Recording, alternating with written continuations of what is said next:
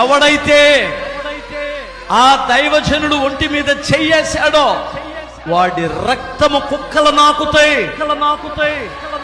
అది నిజముగా మర్డర్ అయితే వాడి రక్తము కుక్కలు నాకుతాయి.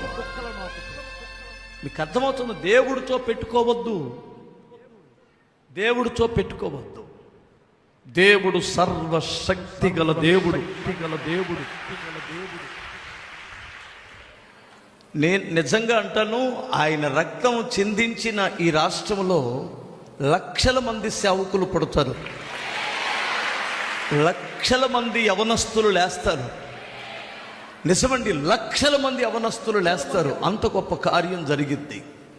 అందుకని మనం అంత గొప్ప దైవ సేవకుని కోల్పోయినందుకు బాధాకరమే కానీ దేవుని పని మాత్రం ఈసమంతైనా తగ్గదు, పెరిగిద్ది.